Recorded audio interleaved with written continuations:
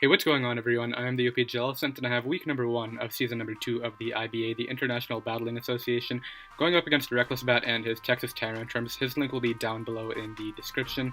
He's really close to 300 subscribers, and he might even be at 300 subscribers by the time you guys are seeing this. So be sure to do that, and also be sure to subscribe down below to us if you guys want to follow the Aggrons through the entirety of the IBA, as well as the WPL playoffs coming up. But yeah, really interesting but really scary matchup this week. We have Assault Vest Reuniclus right here, basically our main response to the Keldeo.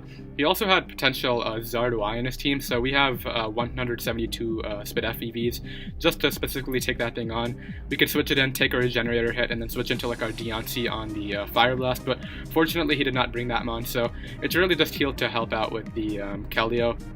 We have offensive Mega Deontay right here with the Calm Mind.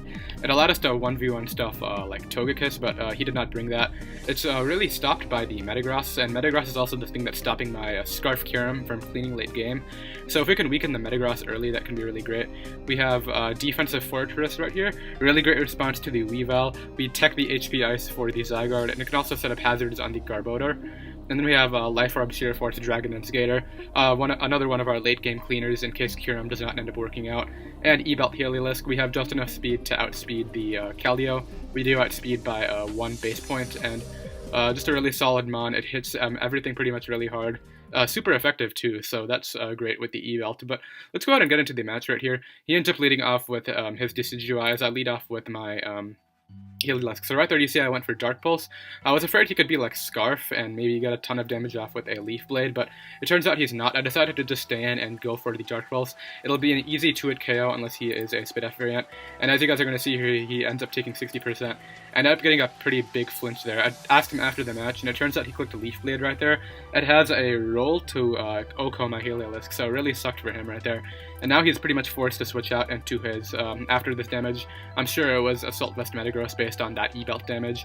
And here I can just Volt Switch out and bring out my Fortress. A really great response to this mon. It has the Rocky Helmet, just so we can wear this thing down. And this thing is now really weakened, which is great for my Scarf Kyurem in the back. I'm going to use this as an opportunity to get up rocks, knowing he won't stay in and just take all that damage.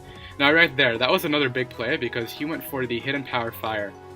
Now, the thing that I was debating with this, I was really wanted to go out into my Kyurem, predicting some sort of fire type move to come out, but the problem is if he went for a knockoff and knocked off my Kyurem Black's Choice Scarf, it would have not been a really great cleaner. We would not be able to outspeed the Keldeo or the Weavile, or if it was Scarf and Zygarde, we would not be able to outspeed that either.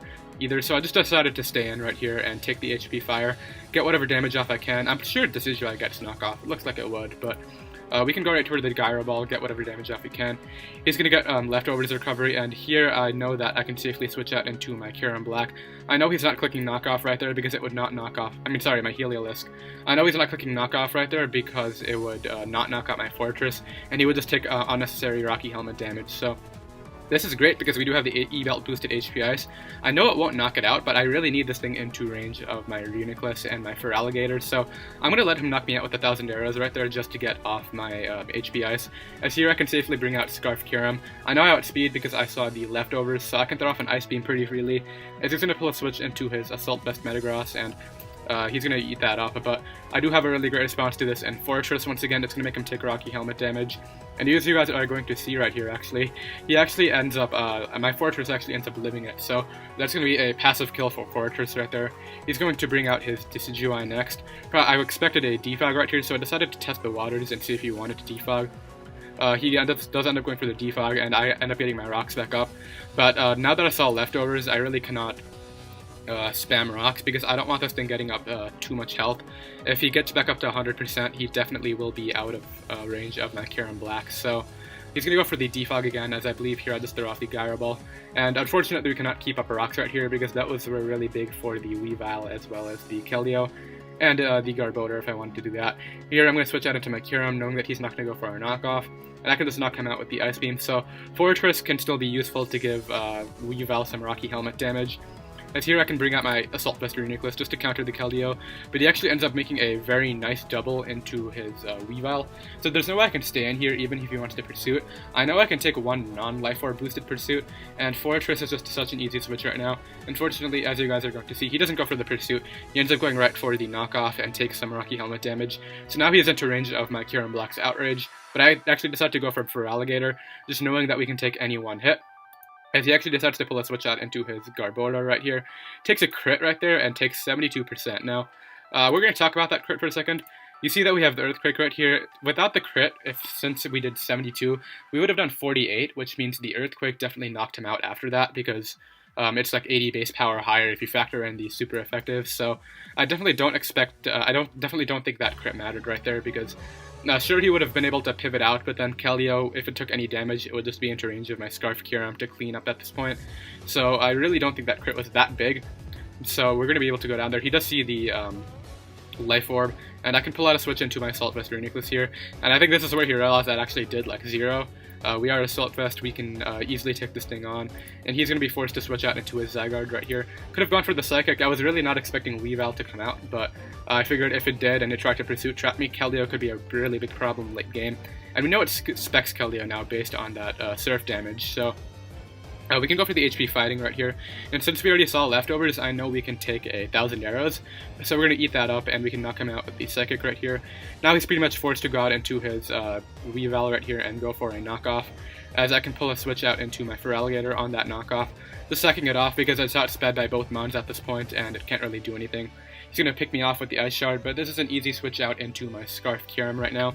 And at this point, it's basically checkmate, because if he switches out into the Keldeo, I just Outrage that thing twice and then Outrage Weavile.